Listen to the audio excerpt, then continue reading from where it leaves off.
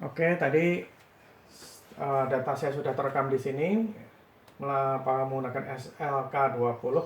Kemudian nama sudah terdaftar di sini. Sekarang secara otomatis software akan mengirimkan ke mesin-mesin di mana kita berhak untuk registrasi di mesin tersebut. Ya. Nanti ada settingannya di bagian akses level, di bagian akses level. Sekarang saya coba lakukan absensi. Terima kasih. Ya, berhasil. Terima kasih.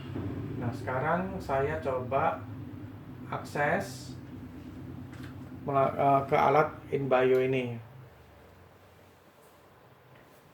Perhatikan ininya, kuncinya dia akan, jika sukses dia akan masuk. Ya, dia masuk ya. Nah, oke. Coba lagi.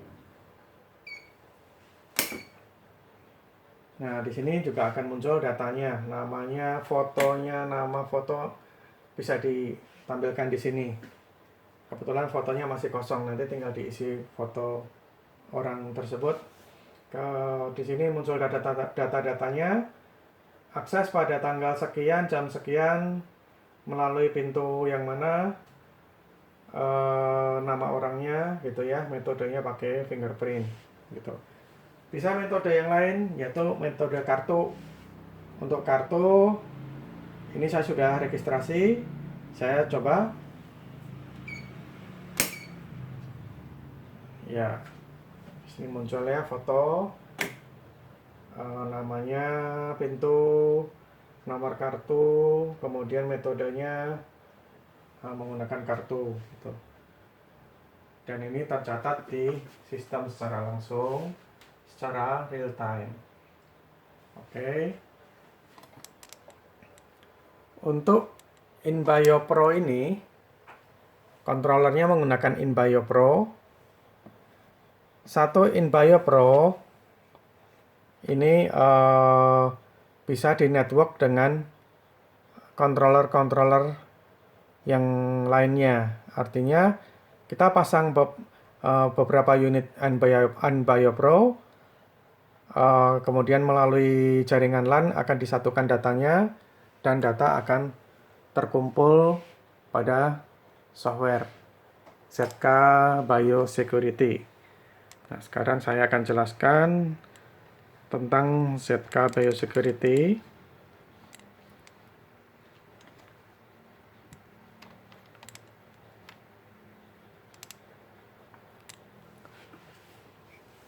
Ya. Software ZK Biosecurity ini dia memiliki beberapa fitur ya. Di sini menu untuk user. User itu kita bisa mengatur nama orangnya, ya, nama orangnya gitu. Kemudian departemen yang mana, fotonya, gender, kemudian nomor KTP, di sini nomor HP dan sebagainya. Bisa diisi boleh enggak, tapi yang wajib diisi adalah nomor dan departemen dan nama ya. Kemudian ini kalau mau registrasi pakai sidik jari, kita klik yang ini. Kalau registrasi kartunya, kita klik yang ini. Nah, kemudian di bawahnya ada pilihan-pilihan akses kontrol untuk orang ini bisa punya hak apa, apakah dia sebagai admin atau user biasa. Kemudian kita bisa set validity time-nya atau expired date. Jadi untuk user yang ini dia berlaku untuk hak aksesnya dari tanggal sekian sampai sekian. Jika lewat dari waktu yang ditentukan, dia akan nggak bisa akses lagi. Nah, bisa juga kita matikan. Kemudian untuk fitur time attendant, apakah keluar masuknya, data keluar masuknya untuk orang ini akan dipakai untuk kalkulasi time attendance. Ini bisa yes, bisa no. Ya. Kemudian kita lihat menu yang lain untuk pengaturan departemen, misalnya departemen marketing, operasional, produksi, administrasi, dan sebagainya. Ini saya ambil yang penting-penting saja ya. Jabatan, kemudian kita langsung ke menu akses kontrol. Akses kontrol di sini kita pertama registrasi dulu device-nya. Door 1, door 2, kita kasih nama misalnya pintu depan, pintu samping, atau pintu utama, pintu belakang, dan sebagainya ya. Kemudian setiap door tuh ada readernya maksimum 2 ya. Untuk aplikasi selain pintu juga bisa, jadi misalnya untuk swing gate atau tripod turnstile ya, itu bisa menggunakan controller ini, hanya nanti kita kasih nama yang berbeda, misalnya untuk ini jalur 1, jalur 2, jalur 3, dan seterusnya. Nah, di sini ada menu real time monitoring untuk mengamati data-data keluar masuk secara real time. Dan di sini ada setting access level. Access level general. General ini 24 hour 24 hour accessible, jadi bisa mengakses 24 jam untuk kategori general. Kita bisa tentukan untuk kategori yang lain, misalnya hanya bisa misalnya ya di sini maaf. Ini akses levelnya untuk pintu-pintu ya. Jadi pintu-pintu mana yang bisa masuk ya. Jadi untuk general kita add door, dia 24 hour accessible untuk pintu yang mana gitu. Ada level 3 24 hour accessible, tapi untuk pintu-pintu tertentu. Hanya pintu ini kalau saya masukkan ke sini, berarti hanya door 1, door 1 yang bisa diakses oleh akses level yang ini. Dengan pengaturan akses level ini, kita bisa menentukan orang-orang tertentu itu hanya bisa masuk di pintu-pintu mana saja gitu. Kemudian yang tadi time zone itu saya revisi dikit. Time zone itu 24 hour accessible, berarti dia berhak mengakses selama 24 jam. Tapi kalau time zone-nya kita tentukan, bisa saja hanya jam-jam tertentu, maksudnya range jam tertentu, hanya misalnya jam 6 pagi sampai jam 21 malam, dia bisa mengakses keluar masuk pintu gitu. Di luar itu pintu tidak akan terbuka. Nah, kemudian yang penting lagi adalah di sini untuk akses kontrol sudah ya. Untuk sekarang time attendant. Time attendant ini yang penting adalah di sini device, mesin. Jadi tidak semua mesin itu support time attendance.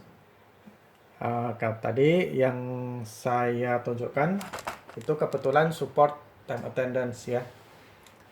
Mesin S-Face 900. Untuk sistem ini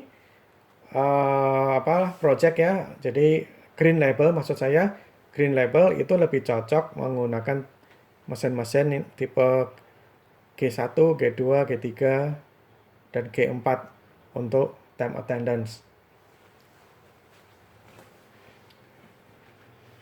Kemudian Di sini ada device ini untuk mendeteksi mesin yang bisa dipakai yang didaftarkan sebagai mesin absensi, time attendance. Kemudian attendance point itu adalah sebenarnya bukan mesin absensi secara langsung, tapi dia adalah mesin akses kontrol.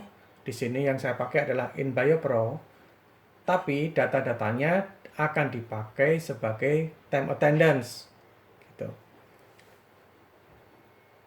Nah, di sini attendance dikategorikan sebagai attendance point. Jadi, seperti InBioPro, saya registrasikan 2 kali di sini. Saya registrasikan pada bagian akses kontrol dulu, pada bagian device.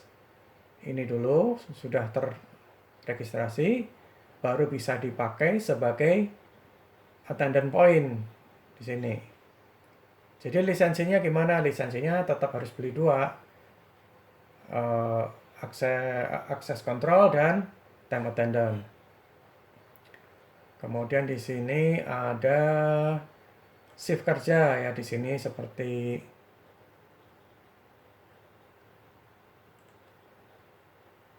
nah di sini ada shift non shift, misalnya jam 8 masuk jam 8, pulang jam 17.00. Nah, di sini apakah sebelum jam 6 itu dianggap sebagai lembur atau tidak, itu tinggal diisi. Kalau di sini setelah jam 17 ini apakah dianggap sebagai lembur? Nah, di sini tinggal diisi. Nah, di sini bisa ditentukan must check in. Apakah absensi masuk itu adalah wajib absen? Ini bisa ya, bisa no. Apakah absen keluar wajib melakukan absensi? Defaultnya yes nih ya, dua-duanya defaultnya yes. Ada perusahaan tertentu yang hanya mewajibkan absensi masuk saja, tapi absen pulang tidak wajib. Ada yang seperti itu. Kemudian di sini ya itu saja yang penting. Kemudian kita set di bagian shift. Nah, shift kerja ini adalah memadukan ya, memadukan hari jam-jam kerja pada hari-hari tertentu. Misalnya di sini hari Senin sampai di sini ya. Hari Senin sampai Kamis, hari Senin sampai Jumat, saya pakai jam kerja 8 sampai 17. Sedangkan kalau Sabtu, saya klik yang Sabtu. Nah, untuk Sabtu, saya pakai 8 sampai 14. Jadi kalau Sabtu, setengah hari. Seperti itu. Kemudian kita bisa bikin shift-shift yang lain. Kalau untuk produksi ada shift malam, shift siang, shift pagi. Kemudian shift untuk security gitu. Kita bisa bikin banyak jenis shift. Nah, kemudian tadi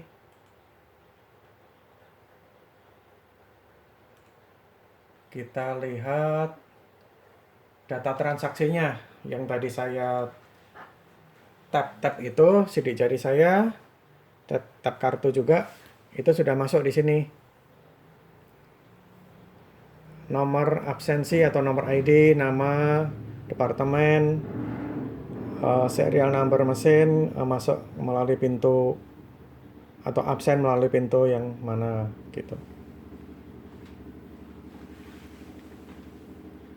Dan di sini kita bisa create laporan. Laporan ini akan berupa file, bisa dipilih ya, berupa file Excel, PDF, CSV, TXT. Excel kita coba.